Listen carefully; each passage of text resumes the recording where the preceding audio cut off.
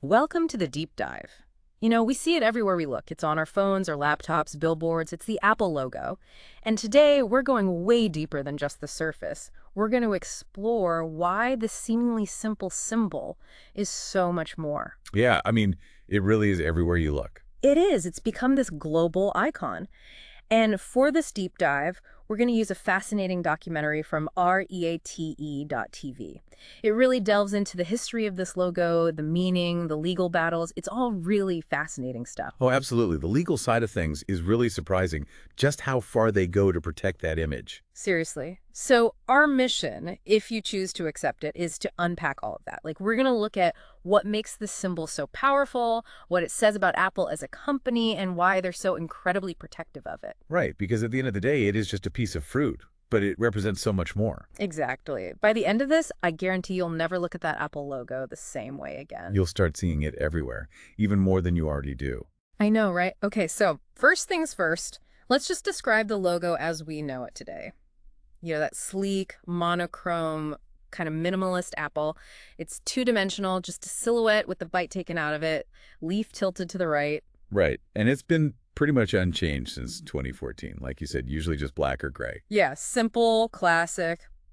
But it wasn't always this way. Oh, no, not at all. It's gone through a lot of changes. Back in 1977, when Apple first started, their logo was totally different. It was this vibrant, rainbow stripe design. Yeah, I've seen pictures, almost a complete opposite of what it is now. And it's interesting because those rainbow colors, they weren't just a random design choice. Right. They actually represented a key feature of the Apple II, their computer at the time. Which was? It was the ability to produce color images. It was a big deal back then, a real selling point for Apple. Oh, that's really clever. So their logo wasn't just about aesthetics. It was like a visual representation of their biggest advantage over the competition. Exactly. Yeah. It's a good marketing lesson, really. You got to highlight what makes you unique, even in your logo. Absolutely. And what's even wilder? Before that rainbow apple, their very first logo was something else entirely. It was this detailed illustration of Isaac Newton sitting under an apple tree. Really? Wow, talk about a change. Yeah, it's pretty amazing to see how far they've come. But let's get back to that bitten apple, the one we all know.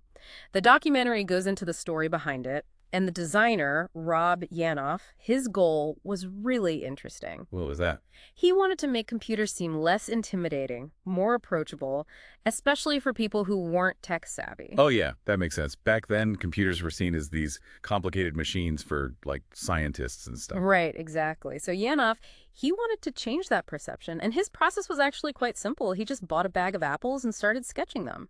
I read that, too. Sounds very organic, just letting the inspiration flow. Yeah. And then he got the idea to cut an apple in half, and that's how he came up with the silhouette we all recognize. And the bite mark, that wasn't just for looks either, right? Nope. He actually included it to prevent confusion with other round fruits, like cherries or tomatoes. Makes sense. And it adds a little something extra, a little bit of personality. Definitely. And it's funny because he even mentioned the whole A's for apple thing that kids learn. Yeah, with the apple and the bite taken out of it. Yeah, he was tapping into something really basic, a symbol that everyone recognizes from childhood. Smart move, really. Makes it instantly familiar. Definitely.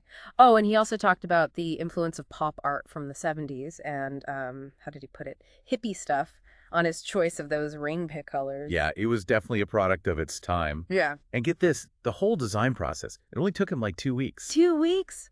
That's incredible for a logo that's become so iconic. I know, it's crazy, right?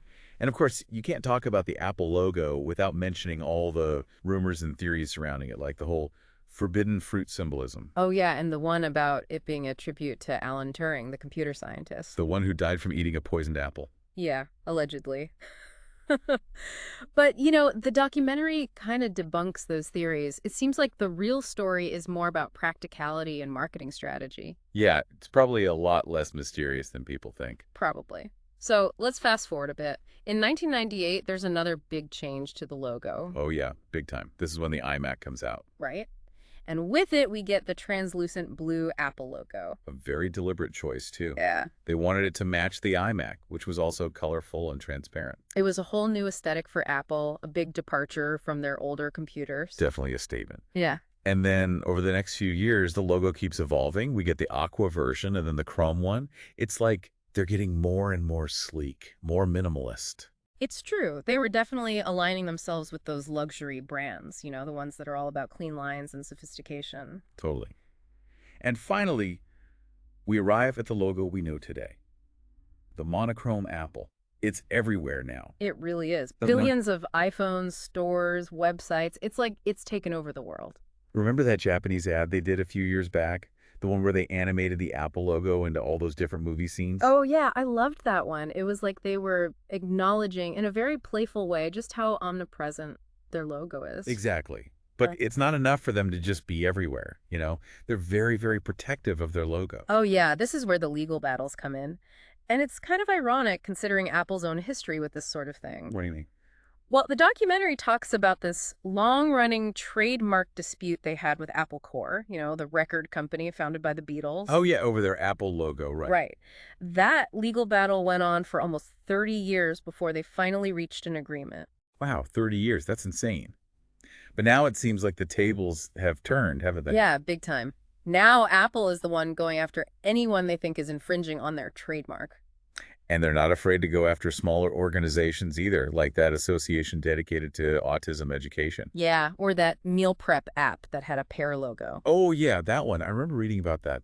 Apple thought the pear looked too much like their apple. They said it could cause confusion in the marketplace. People might think the pear app was somehow connected to Apple. Which seems a bit much, right?